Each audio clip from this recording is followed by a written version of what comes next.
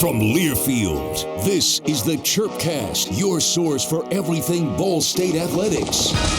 Welcome to the first edition of Chirpcast, here presented by Varsity House on Learfield. Coach Mike Neu, Mick Tidrow on the Coaches Show. Week 2 coming up against Western Michigan. Coach, appreciate you having me on. That's great to be here. So, Coach, let's before we get to Western Michigan, before we get to everything as a whole at the upcoming season, just looking back at Tennessee real fast and seeing what the breakdown was there. Box score, 49-point loss, of course, but there were so many things that we saw from the offense and the defense that were positives to take away from. What were some of those lessons you learned? You know, there's no question after the game was over in the locker room, what you just mentioned, I said that night in the locker room, there's a lot of positives to take away from the game. You know, once we leave this locker room, we are full speed ahead on Western Michigan. But when you came back, obviously I watched the tape on the plane, and then again the next morning when we had a meeting on Saturday morning with the players and brought them in and addressed the whole group together here. There were so many things that were positive that we can build on, but yet at the same time, at every single position, offense, defense, special teams, at every position, there's some little things, some detailed things that we need to clean up, and those are the things that we wanted to focus on, certainly in practice on Sunday. That was kind of a bonus day for us, so we addressed that on the practice field. Got to get the penalties cleaned up. You know, we were flagged 13 times. One was offsetting, so we had a total 12 penalties called against us. 9 of those were either before the ball was snapped or after the ball or after the play was over. So we got to get that cleaned up. That's something we addressed. Yes, it was noisy. Yes, it was loud. But, you know, sometimes in an environment like that, when you can't hear, you got to focus on the ball. So we got to get those things cleaned up. I'm confident that we'll get that done. But it's on to Western Michigan. Great challenge for us. You know, it's an awesome first time it's happened for me anyway. Week 2, we're playing a conference game right away. Well, we'll get to week 2 conference action because that is such a unique setup, especially since this is year 7 for you and that hasn't happened yet. What were some of the positives against Tennessee that when you turn the tape on that you liked? Well, we'll start with the offense first. Yeah, no question. Obviously, when you're talking about a guy like John, this is his first start in an environment like that against an opponent like Tennessee, who certainly, when the game was over, I thought Tennessee was a good football team, really good football team. Coach Heupel has done a good job there, and it'll be interesting how their season shakes out. But for John, was stepping in as a first-time starter. I thought he handled himself really well. He did a good job of just trusting the progressions, trusting the guys around him. Thought he made some really good decisions. There was certainly a throw, most important, the one throw there where I thought he tried to force one on a deep ball there to Yo Hines, and he underthrew it a little bit where if he would have, certainly in that situation, you can't let the scoreboard dictate what decision that you make, but he's just got to trust it, and he knows that he forced one right there. But I really thought he handled himself quite well, did a good job at the line of scrimmage handling some of the responsibility before the ball was snapped. So I was overall really pleased with John, and a lot to build on from that performance. How'd you like his bounce back after the first play interception to come back that second drive and roll down to the Tennessee 38? Yeah, no question. On that first play, that was a decision we made as a coaching staff, so blame me on that one. We wanted to come out, and that's a play that we've repped over the years multiple times. And so, he was getting hit. He was trying to throw. He did a good job. Actually, the decision he made on that was really good because we were trying to slip the tight end down the sideline there on a reverse pass that was flipped back to the Q, and so he was trying to throw the check down to the back, and as he was throwing, got hit, and the pass obviously went off course, was intercepted. But I thought he bounced back. His look on the sideline, his demeanor on the sideline all game long was really positive. So, John's a competitor. He's a really good leader, and I thought he handled himself, communicating with the guys all game long. Was really impressed with that. Looking back at the numbers, the offensive line didn't give up a sack the entire game. What did you see from the offensive line against Tennessee's linebackers, safeties, defensive linemen that helped them stand tall? Yeah, I thought those 5 guys, it was good to see them play together as a unit again. A lot of those 5 guys that all started games, previously before this year. They've all started games here, but not all of them have started together. So it was good to see, certainly, the last half of training camp, they really started to gel together as a unit, and I thought that's what we were able to see, the other night against Tennessee. A lot of really good things, a lot of positives, certainly to not give up a sack. And that unit, that outfit, Tennessee was one of the top teams in the country in tackles for loss, and so I thought our guys really competed, for 4 quarters up front, and certainly against a team that's very active and had a lot of speed. There's a lot of chatter, of course, about how to stop Tennessee's offense going into the game with how quick they run, 3 plays per minute. How do you think the defense was able to adjust throughout the game? Well, it's a challenge. In addition to the tempo and the high-octane offense that they have, quarterback is playing and did play at a high level. Great decisions. Obviously, you want to try to get him, a little noise around him in the pocket, if you will, but that wasn't the type of defense that we were going to employ or that we did employ the other night. So when you're trying to slow down a team like that doesn't allow you to substitute, certainly makes it challenging, especially on your defensive line. Obviously playing with 3 guys up there and, trying to rotate them between series, that was the goal. But, Tennessee's, obviously they really got strong the last half of the year last year, and just to open up the way they did, I mean, it's a challenge playing against an up-tempo offense like that. And our guys competed. Certainly it wasn't, you dial it back in, you look at some of the missed tackles that we had, some of the opportunities that we had, a couple of penalties that extended drives. Those are the things that we got to focus on that, need to get corrected as we carry forward. How can it help the rest of the way playing that fast offense like Tennessee? Because there's probably not going to be an offense that you face throughout the season that's playing that quick. Correct. And that certainly presented a challenge week number 1, right out of the gate, on the road, noisy place, hot, humid night. But, I think it's something that, it challenges your discipline, challenges, your communication. How fast can you communicate? How much can you trust each other? You got to trust the guy next to you.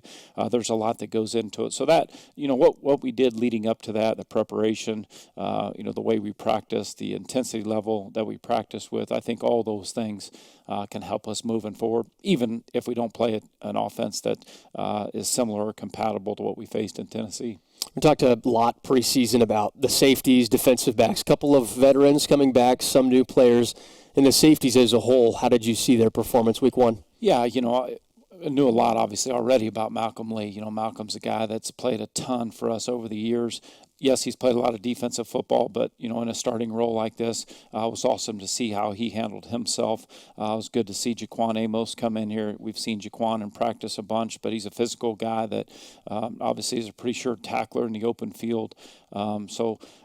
Proud of his effort, and some of the other guys too. You see a guy like Jordan Riley, even though it wasn't a true deep safety position, but the way Jordan Riley and Lauren Strickland and some of those guys that are playing a lot of football for the first time. Lauren's new to our program, but Jordan played a lot primarily on special teams a year ago. Just to see him take on that role, a lot to build on. Excited, certainly again, it's a different style of offense than what we're going to see, and but I thought those guys really did a good job of just handling the stage. Nobody came out there and felt like it was too big for them, anything like that. So a lot to build on, and feel strongly about some of the corrections that were made, and things that we can improve on here moving forward. Missed this on the offensive side. We were talking about it, the tight ends, Tanner Kozio with that first touchdown. Is that a microcosm of how the offense could work using those tight ends in so many different formations? Yeah, I think just the distribution overall of the catches. You just see the 3 wideouts over all, I think all had equal catches in the game. To see Tanner, to see Brady get involved, obviously throwing the ball to the running backs as well. I obviously, yes, that's something offensively when you there's not just one go-to guy, and I think all the position groups had some really positive things during the game the other night, certainly in the passing game and even the run game. There's things that for those 2 guys between Tanner and Brady, haven't been asked to do that a bunch. We knew certainly in training camp, certainly in spring practice, it's not something that they were shying away from a run blocking standpoint. So a lot of positives to build on that way, and we just got to keep moving forward. Glad you mentioned the run game, because we saw 5 different running backs enter the game at one point against Tennessee. What's it like to have that many running backs? And did you think that at the start of camp that you'd have 5 running backs that were capable of going out and playing in one game? Well, I think obviously felt really strongly about what we've seen from Carson Steele in his career, especially as a freshman and what he was able to do last year. Will Jones has been around for a long time. Will's just one of those guys that he's so solid, both run game, both pass protection, catching the ball out of the backfield. We knew what we had in those two guys. What I thought was awesome the other night is to see, a couple of those young guys step up. Vaughn Pemberton ran really hard, ran physical. I thought he did a good job. Rico Barfield had some nice runs there late. Donnie Marcus is a guy that's played some over the years. So I thought it was good to see a couple of those young guys, especially Vaughn, especially Rico, do a good job of making the most of their opportunities, and because we're going to need them all, at some point in time. And obviously Carson and Will can't play every snap, and so it's good to see those guys step in and show that their hard work's paid off for them. You talked about the wide receivers too, especially in game one. 3 receivers with 60 yards or more: Amir, Jayshon, Hines. How do you think that distribution this year is going to play a big hand for John at quarterback? Yeah, obviously we want to make our opponent defend the whole field. We can't. There's not just one guy that you have to worry about taking away. And just to see, John work hard on his building a relationship with those guys. You obviously mentioned Amir and Jayshon and Hines. I think a lot. During the course of the game, you can go back and watch the cut-ups. You can go back and watch the game in its entirety and just see some of those guys make some big plays like that, and see the trust that's been established in practice carry over to the game between John and those guys. I think we just got to continue to build on that, because as a quarterback, when you have guys like that that are playmakers, certainly makes your job that much easier. We're here with Mike Neu on the Coaches Show Chirpcast. Week 1 in the books. Week 2 coming up. Western Michigan, we talked about it a little bit. Action in Week 2. Year 7 for you, Mike. How odd is this to have Western Michigan, Action, Week 2, home game, all meshed at one time? Yeah, hey, it is what it is. It's interesting. Certainly, I guess, before the schedule came out, wouldn't have been able to guess this. I wouldn't have been able to say, well, probably a good chance we'll be playing a MAC opponent Week 2. But, hey, it is what it is. And, obviously we've had some battles with Western Michigan over the last several years. You look, and a lot of one-possession games. Last year it was tied late, going into that fourth quarter. It was 24-20, and we were able to get some turnovers, to make that score a little bit more lopsided than it really was. And so, but we've had some battles with this team. Good football team. Coach Lester, good friend, proud of the job that he's done there at his alma mater. So it's going to be a great battle, great game against 2 football teams that, both are hungry, and both football teams know that, this is an important matchup. Week 2 right out of the gate. This is a big one. Why is it a big game? Because it is Week 2 Action. They're all big. You only get 12 of them, but this conference is a tough conference from top to bottom, and so you play a MAC West opponent, week number 2 right out of the gate in Western Michigan. That's been a very consistent program. They've done a really good job there. Tim's done a really good job. So it's a battle, man. And again, I look back over the last several years, and we've just had some knockdown dragouts, one possession games with them, and that's something we focused on. We played in 15 one possession conference games over the last 3 years, and it's a good conference from top to bottom, and we got to be ready to play, and we got to make the corrections. A lot of areas that can be improved on from week 1 to week 2, and we're attacking that on the practice field, and we're attacking that in the meeting room. You mentioned the relationship with Coach Lester up at Western Michigan. Just kind of going off on a tangent here, because I think that's an interesting point. How have you developed the relationships with other coaches in the Mid-American Conference now that this is year 7, even though that there have been a couple of changes throughout the course of it all? Yeah, I think the one thing that's really neat about our conference and being able to get to know some of the guys, just a really good group of guys, just a hard-working, humble group of guys, and you appreciate that when you go to the coaches' meetings and you have a chance to interact with them, or you're on a Zoom call with them. It's just a good group of guys, good group of hard-working, guys that, are good to be around, and they represent the conference well. So certainly Tim is definitely one of those guys. You mentioned the test that Tim's going to bring with Western Michigan.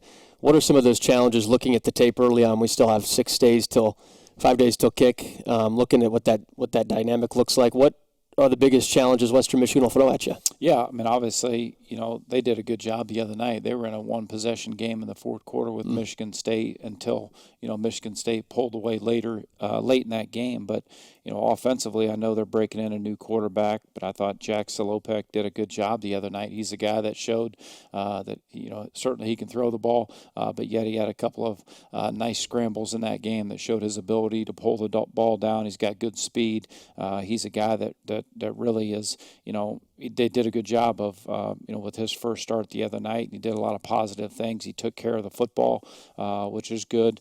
He's got some good weapons around him. We know Sean Tyler. He's as good of a he's got as good a speed as any back in this league, and he's a guy that you got to make sure that you know where he's at. Ladarius Jefferson, we played against him. That's a nice 1-2 punch for them in their running back room. And then certainly everybody talks about losing a guy like Sky Moore, but we know Corey Crooms. Corey's had some big games against us. He had a nice productive night the other night against Michigan State. They brought in Jelani Galloway as a transfer. He had a big night the other night, against a Big Ten opponent. So that's a good football team. Then you flip over defensively, and it always starts in the trenches. Braden Fiskey has been around for a while. High motor. Him and Andre Carter certainly return on that defensive line, and both of those guys we know well, and they played good football, and they played good football the other night, against Michigan State. So this it's a team, we know each other well. Obviously we got to do a good job our week of practice here, our week of preparation, and it's our home opener, so it's a big deal, and it's a great conference opening game for us. You talked about the dynamic running backs they have, wide receivers they have, new quarterback on their roster for Western Michigan. How do you limit some of that production from three units that have high-octane players? Well, I mean, it's football still. It's no different, when you're talking about defending them from an offensive standpoint. We got to tackle well. We got to limit big play potential from their team. Obviously we got to make it unpleasant for the quarterback in the pocket. We got to get to him. We got to get pressure. We got to make sure that we don't allow him to stand back there and survey the field and go through his progressions and make the read and deliver the ball. We got to make it challenging on him. And then certainly, in the run game, you always want to make sure you do a great job of establishing the line of scrimmage. It'll be a big week for our guys up front, like it is every week for the guys up front. But we got to defend them well. And then offensively, we got to sustain drives. We got to sustain drives, score points, and do a good job taking care of the ball. Obviously, we work hard every day in practice on making sure we take care of the ball security drills each and every day. And this will be a big one. You can't lose a turnover battle and expect to win a game. That doesn't matter what week that you're playing. And it's certainly, in this game coming up this weekend. Coach, before we went to Tennessee, you and I were sitting in your office, and you looked outside at Schumann Stadium, and you said this view can't be beat. And now you have a chance to go play Week 2, Maction, home opener. Is it still as special now as it was the first time you walked on that field as a head coach? There's no doubt. Obviously I love this place. Schumann Stadium has got a lot of special days in Schumann Stadium over the years, and to have great fan support, to have a great day weather-wise, to have a great turnout. We got alumni weekend coming up with some alums that are coming back to campus. So it'll be a good showing that way from them. So we want to play well. You got to defend your turf at home, and we want to play well, and we want to make sure that we get the fans excited about what lies ahead for this 2022 season. Well, Coach, we always appreciate your time. Thanks for joining us on Chirpcast. Thanks for having me. That's head coach Mike Neu here on Chirpcast, episode 1, ahead of Western Michigan and Ball State. We'll come back, talk to Clayton Coll, linebacker, and Jayshon Jackson, wide receiver. This is Chirpcast, powered by Learfield. Go beyond your field of study and get a world-class education in leadership. As an Army officer, you'll work side by side with peers who support your growth, and you'll become a role model, mentor, and decision maker in any environment, at any scale. It's a challenging path, but along the way you'll sharpen your skills and show yourself and those around you exactly what you're capable of. Decide to lead at goarmy.com/officer.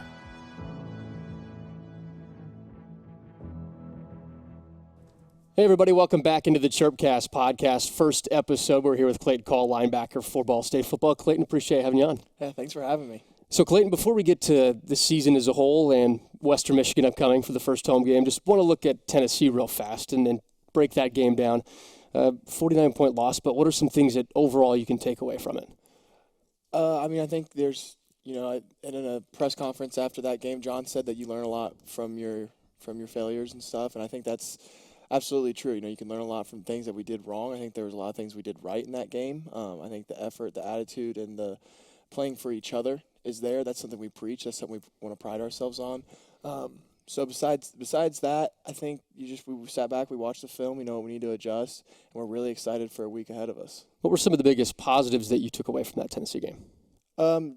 Just guys trusting each other and playing for each other. It's something that you harp on. It's something that you want to see. You don't really get to see that in practice at all times. But guys had each other's backs all 4 quarters, and guys were playing for each other. And in a game like that, when you have a chance to go up against those SEC opponents, and you guys have talked about it a little bit, just take it one game at a time, but to go up against that type of competition week 1, how does that help moving forward? That's probably the best team we'll see on our schedule. Offensively, that team was high-powered, fast, physical, ran a great scheme. So that's something, we probably won't have to deal with that kind of speed again this year.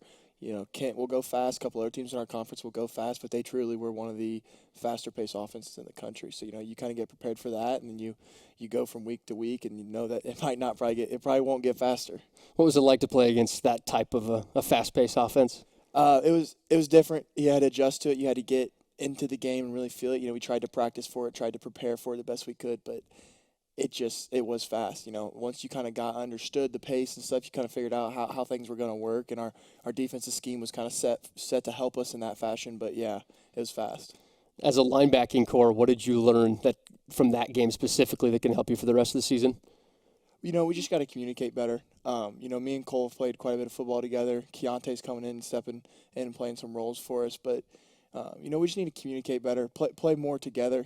Two inside linebackers got to play in unison together on a great defense. So just a little bit more communication, better trust in each other, and really communicating pre-snap and during the snap on kind of what's going on. How do you continue to build that communication process? What are some things day-to-day that you can do to help that? It's just, film, sitting together, hanging out together, laughing together is a big part of it, just being friends, being close with each other.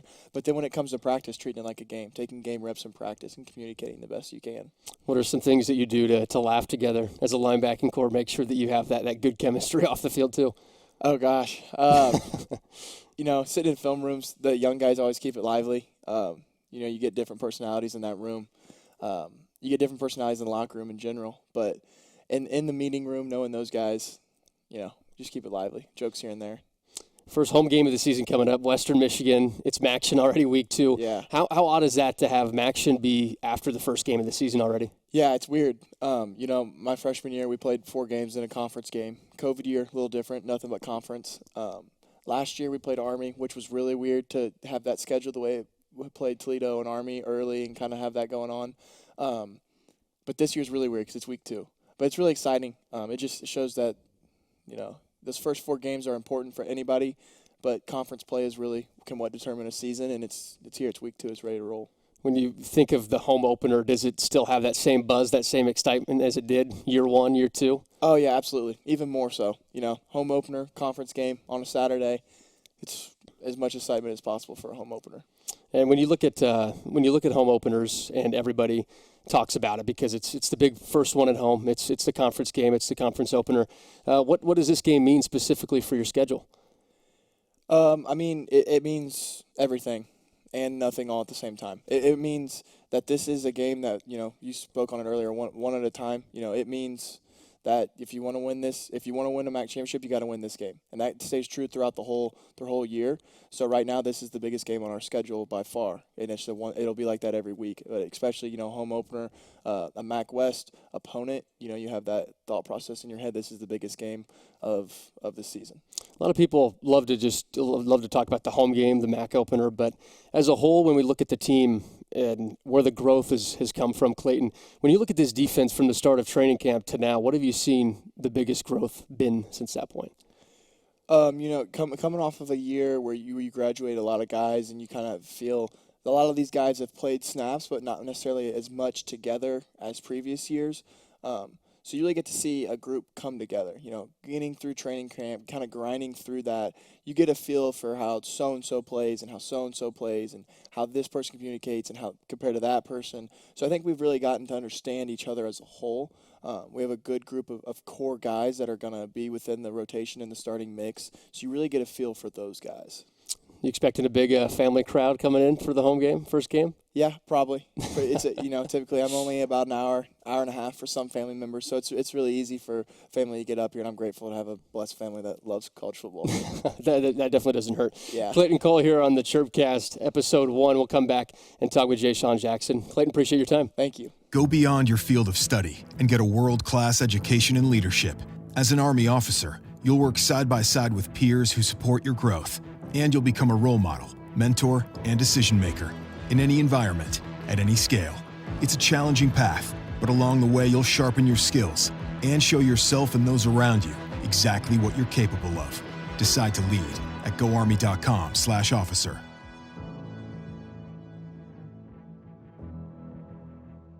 Welcome back to the Chirpcast podcast. We're with wide receiver Jayshon Jackson. Jayshon, appreciate your time, man. It's a pleasure to be here.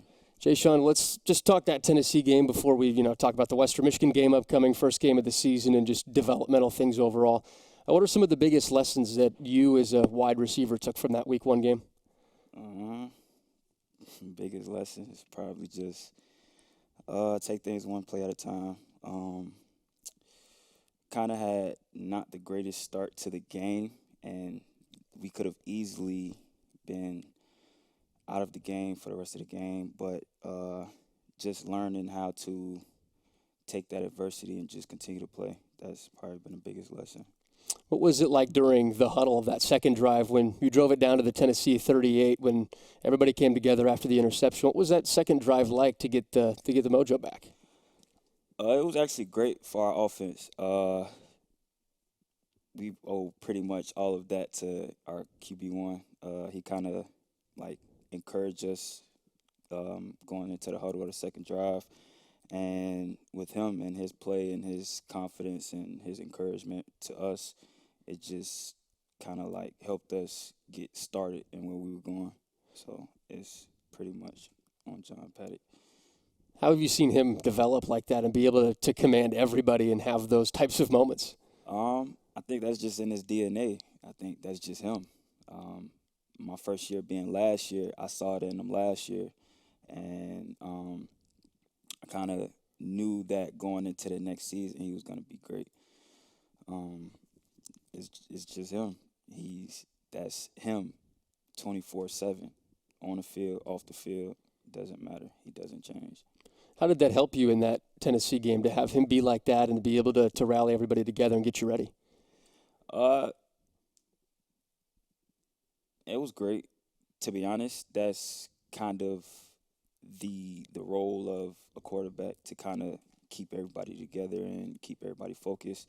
And I think he did a great job of that for the second drive because we drove down the field. Although it didn't end in points, it's still something that we can learn from.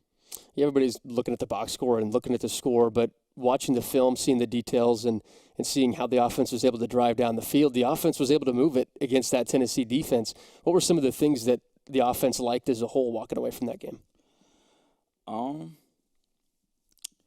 Our passing game is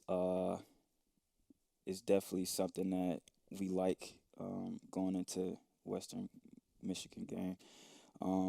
Our rushing game struggled a little bit, but it's kind of just I don't know. I definitely say we kind of relied on the passing game a little bit more this game, just because I felt like they put an emphasis on Carson Steele, which is not a bad game plan, but I think a lot of teams are going to try to do that going forth. But and we kind of need our passing game to be that thing for us if teams game plan for Carson Steele. You mentioned the passing offense. You, Yo, Hines, Amir all had pretty good days against Tennessee. Starting off with Amir, what's it been like to have him come in from Vanderbilt and be your teammate? It's kind of been great. Amir, he's a great guy. It's like he came in and we were like immediately best friends. Me, him, and Johannes. It's kind of like he's been here all 4 years with us, so it's kind of like, man, it's been great having him around. On the practice field, it's all fun, but it's still business at the same time. How have you three helped make each other better? Just kind of keeping each other in line. We're always watching each other closely. I think that's the best thing that we do for each other, because it's kind of hard seeing things that you're doing wrong from a first point of view perspective. So, like, anytime in practice I'm doing something wrong or something happens to where I don't necessarily see it, Johannes or Amir, they'll come up to me and be like, yo, bruh, this and this, you doing this wrong, and I think that this will be better. And it goes the same for them. I watch them closely, and anytime I see something that could be improved, I let them know. What are some of those things that you've individually worked on? You talked about the help from Johannes, from Amir, but what are some things that you go day to day that you know that, hey, I can work on these small things to get better as a wide receiver? The main thing for us is just building confidence. I feel like with our room, we're a little bit inexperienced, so it's just really building confidence. During the spring, it was a great experience to get the young guys out there and give them experience on playing. And then fall camp, it was just even better. Confidence is the biggest thing for us right now at the moment, because without confidence, everything that we work on, it doesn't really matter if we're not confident in what we're doing. So this is obviously, like you said, your second year from Cincinnati, playing at Ball State. What's it been like for you to go from Cincinnati and then be here the past 2 years? It's been great, to be honest. I definitely enjoyed my time at Cincinnati. I have a lot of brothers there, a few of the coaching staff. But here is just I'm more relaxed when I'm here, and it feels great to be here and around a lot of good people. What helps you be more relaxed? Just kind of being in that leadership role, knowing that obviously everybody's watching me. It kind of just like being a leader, I can't be artificial. I have to be authentic. So me being authentic is something that helps me be a better leader. Week 2 coming up, Western Michigan. We talked with Clayton about it. Maction is week 2. For your perspective, how odd is it to have Maction this early in the season? I know it's different for everybody because some people have had to go through the COVID years where schedule was all over the place. Some players have had the normal 4 or 5 non-conference games and then jump into conference. But for this year, week 2, Maction, how does that sound? With this being my second year here in the MAC, I'm still kind of getting adjusted to the Maction schedule, so it doesn't seem that very odd, but it does kind of feel weird because last year I did get that experience of playing the Maction schedule and all of that.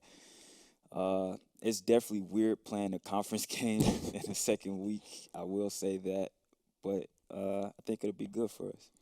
So since the Thursday night game, opening week at Tennessee, now Saturday game 9 days later against Western Michigan, how does that couple of extra days of prep and time off after game 1 help leading into game 2? It helps a lot. It honestly, a lot of people were banged up after the Tennessee game, so having those extra days gave people more time to rest their bodies and get their minds right mentally, and it also gave us opportunity to spend more time correcting the mistakes that we made throughout the game, and we were able to actually move ahead and actually get to game planning for Western Michigan. So the few extra days has been great for us. Well, Jayshon, we can't wait to watch you at the shoe week 2. Maction, appreciate you jumping on Chirpcast. Thank you. Jayshon Jackson with Ball State football, wide receiver senior on this year's team. This has been the Chirpcast. The preceding has been a Learfield presentation.